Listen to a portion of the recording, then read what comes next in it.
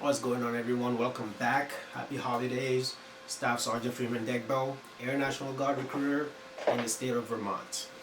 Congratulations, your recruiter called you and advised you that you scored high enough on your ASVAB and you're physically qualified.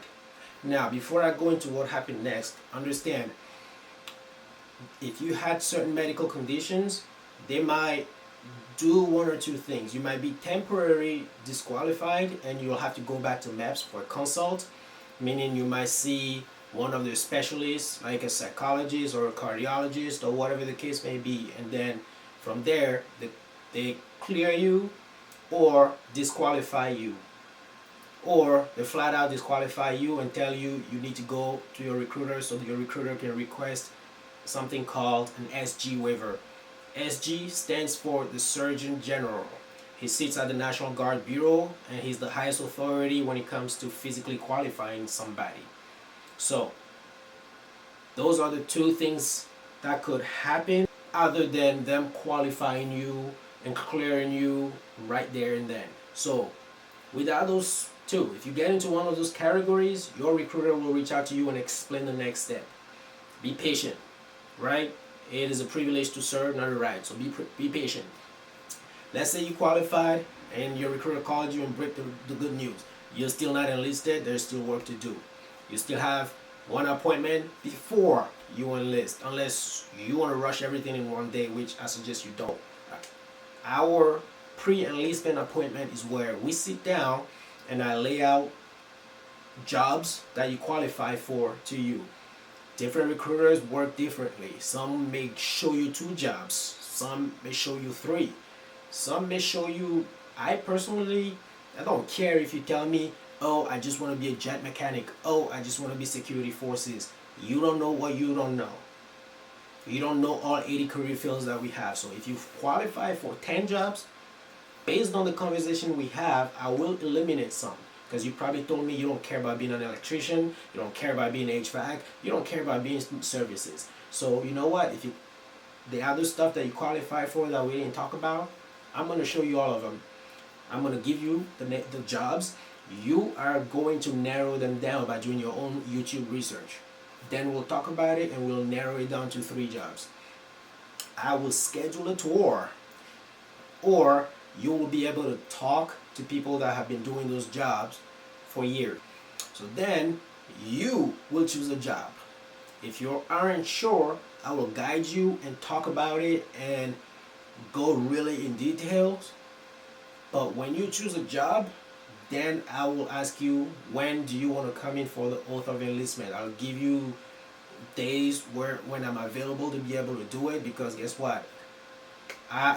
With you, I still have another 20 people I have to work with. So my time is limited. So we got to work together on finding a day for enlistment, because that's about a 4-hour process. So on the day of enlistment, you know why you made it this far. You'll have a few appointments. You'll talk to finance. You will talk to security clearance. Finance, because we have to make sure we have everything for you to get paid and get in our system for direct deposit, because we don't write checks. You'll meet security clearance. A nationwide background check is going to be ran on you to make sure nobody stole your identity or there's nothing fishy there, because you're about to join the United States Air Force Air National Guard and you're about to get a security clearance. You'll meet our enlistment clerk. Go through a bunch of paperwork, from life insurance to basic allowance of housing form, legal state of residency, record of emergency data, and the contract itself before signing it.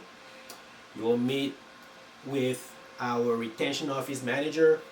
You may qualify for a bonus. That's where they will tell you if you qualify for a bonus, etc. GI Bill information and all the other stuff. And you'll also be given the in-process checklist. You'll be given the calendar for drill weekends and all that good stuff. After that, you get to meet the officer that will administer the oath. The officer will talk to you, talk to everybody else that is there, because it's a celebration. The officer will thank you for what you're about to do, and They will perform the oath of enlistment, which goes something like this. Amazing group of airmen at every level that will be working with you, that you'll be working with and learning from, and eventually helping to learn as you grow. You're going to be taken care of. Grandparents, you're proud, I know you are. The most important concern for you is whether or not you're being taken care of, and he is. I give you my word on that. Attention to orders. Raise your right hand and repeat after me. I state your name. I, Connor Matthew Ryan Alabama, Do solemnly swear do solemnly swear that I will support and defend that I will support and defend the Constitution of the United States the Constitution of the United States and the state of Vermont and the state of Vermont against all enemies, against all enemies, foreign and domestic, foreign and domestic, in the words of the officers appointed over me, according to law and regulations. according to law and regulations. So help me God. So help me God. I love this land. God bless the USA. Congratulations, you just became a United States Airman Weekend Warrior. Hooah! If you have any questions, you know how to reach me. My contact information will be here or here. Life is now a peace.